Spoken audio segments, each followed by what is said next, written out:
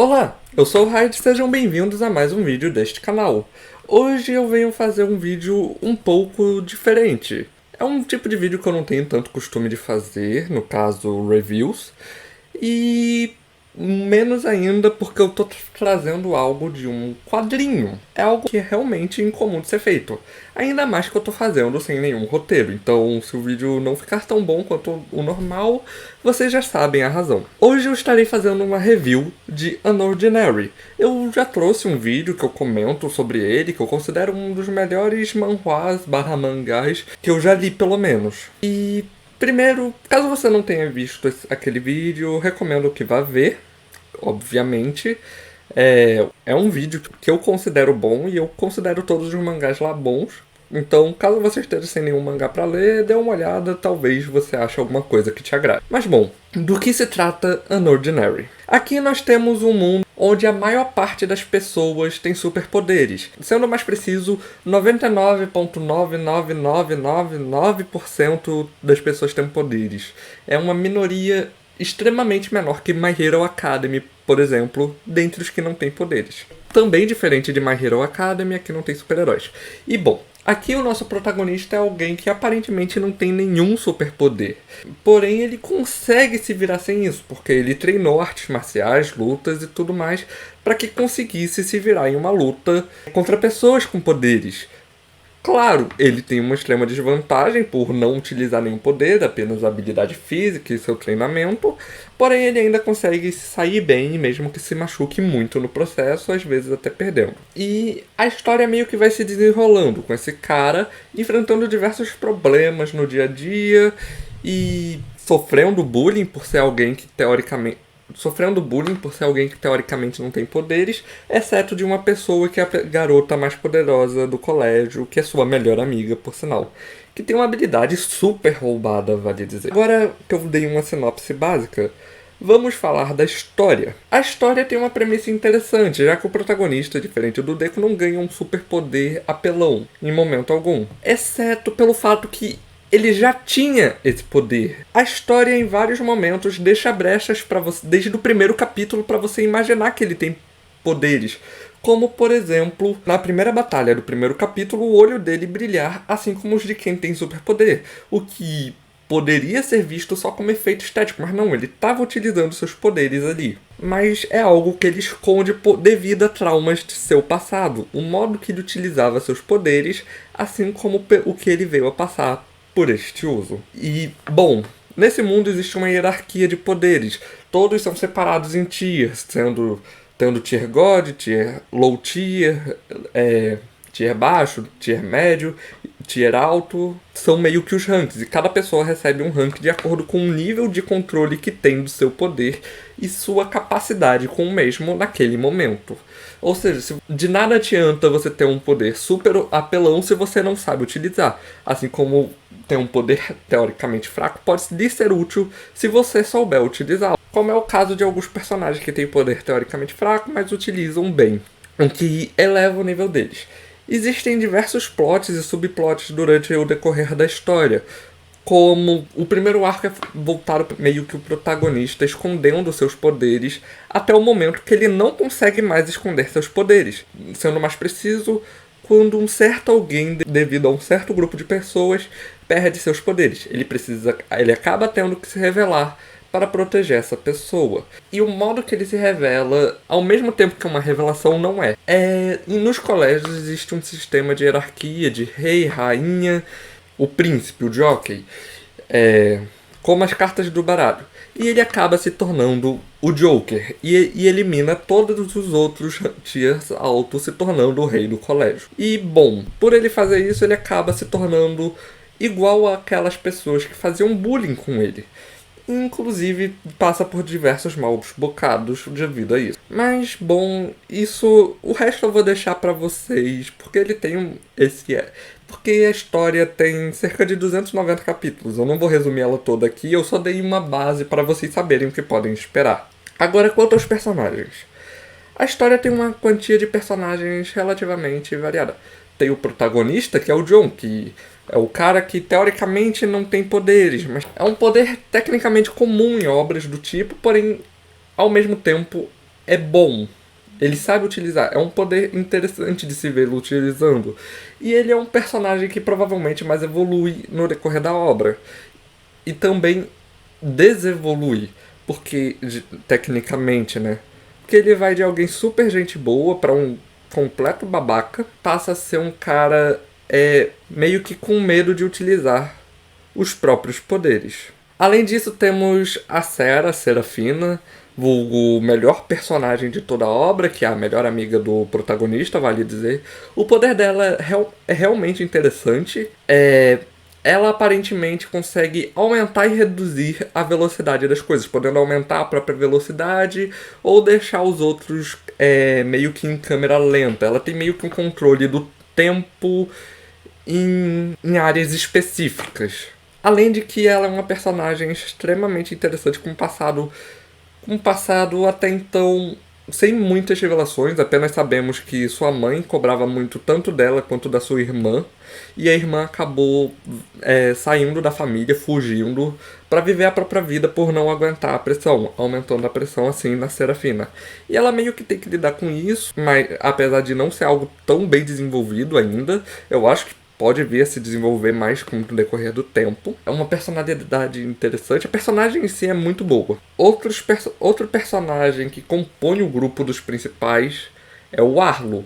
Que começa sendo um cara extremamente chato, que queria porque queria que o Jon começasse a utilizar seus poderes. Sendo mais preciso, o Jon só se tornou o que ele se tornou no segundo arco por culpa do Arlo. Que queria ao máximo que o Jon brigasse com ele, porque ele descobriu que o Jon escondia os poderes e ficou com raiva disso. E continuou com raiva pelo Jon ser extremamente poderoso, mas não usar os seus poderes para fazer o que ele queria. Isso, o que acabava irritando bastante o Arlo. Porém, esse é outro personagem que com o tempo teve o seu desenvolvimento. Ele deixou de ser o cara horrível da primeira parte, se tornou um cara mais gente boa, mais de boa com a vida, que não liga mais tanto pro lance de hierarquias de poder, já que ele já viu que ele não é o mais poderoso, e tem outras pessoas mais poderosas, inclusive. Esses são os que eu creio serem os 3 personagens principais da obra. E claro, tem os personagens secundários de luxo, digamos assim. E aqui nós temos 3 personagens, acredito. Nós temos o Blake, que teve seu desenvolvimento. Ele, assim como o Arlo, não era um cara muito gente boa no início e começou a ficar mais de boa com a vida, respeitando os tiers baixos. A hierarquia no colégio praticamente morreu após o Jon virar o Joker, porque todos viram como ser um tier baixo. Poucos são os que ainda respeitam o lance de tier. E acaba que o Blake é um personagem interessante, seus poderes são raios laser. Com o tempo ele vai desenvolvendo seus poderes, melhorando. Ele, eu acredito que é quem mais tem um aprimoramento de poder no decorrer da obra, se adaptando quase sempre. Nós também temos o Isen, que é um cara que antes meio que era um detetive do grupo. Ele era meio que um informante do rei e da rainha anteriores, e indo atrás de informações. Ele inclusive foi quem meio que revelou ao Arlo que o Jon tinha poderes e os escondia. E apesar dele também ser um personagem extremamente horrível no início, ele teve seu desenvolvimento. Por mais que ele tenha tido seu desenvolvimento, eu acredito que ele é mais gente boa pelo fato dele perceber que ele não é tão forte, que tem muitos que são mais fortes que ele, e ele acabou ficando mais humilde com isso.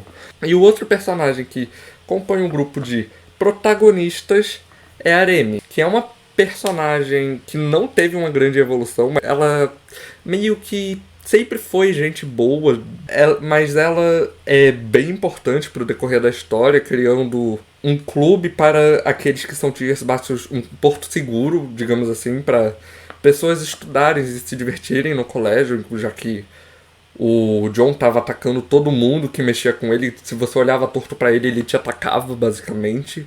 Se ele tava em um mau dia, ele te atacava. Então, meio que foi criado esse porto seguro por ela e pelo Blake e os outros. Ela sempre foi a mais de boa, tendo poder de raios no geral.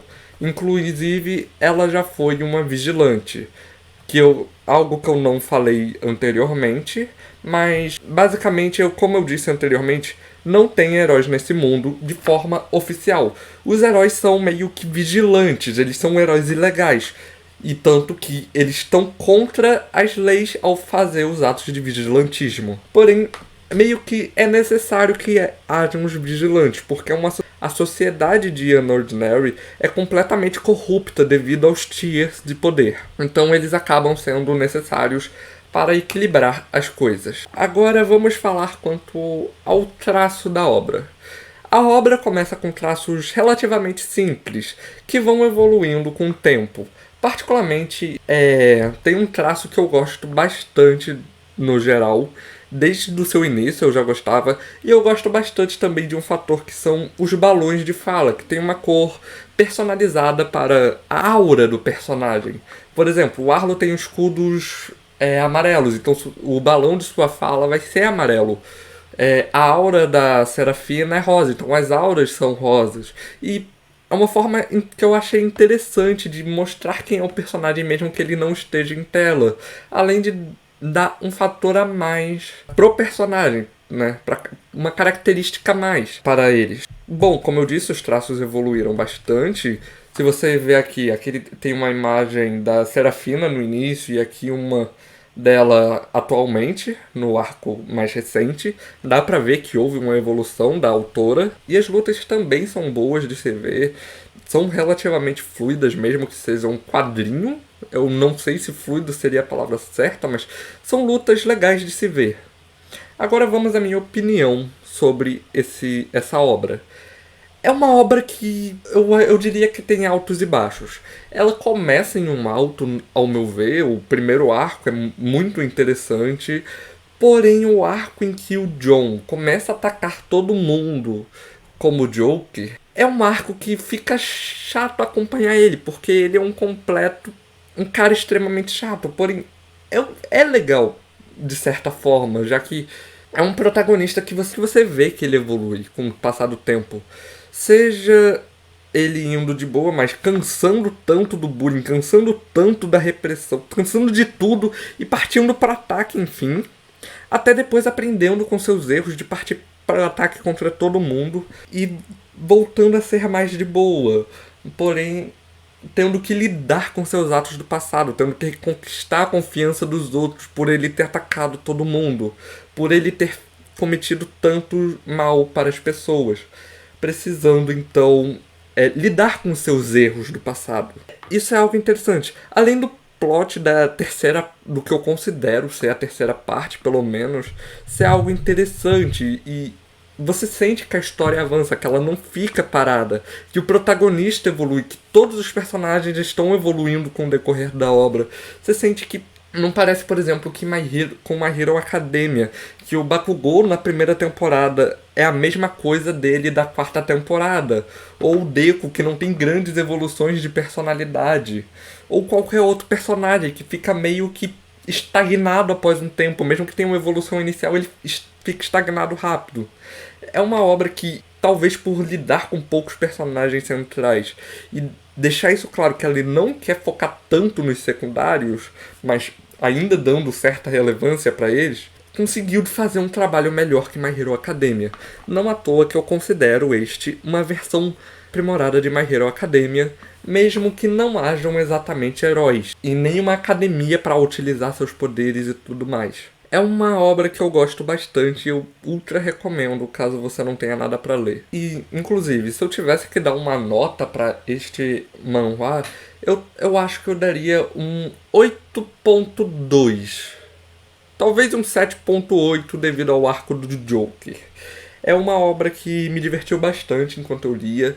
Eu li bem rápida mesmo. Quando eu li tinha acho que 140 capítulos, eu li em 2 dias. Tudo. E é uma obra bem divertida. Mas bom, esse foi o vídeo, eu espero que tenham gostado.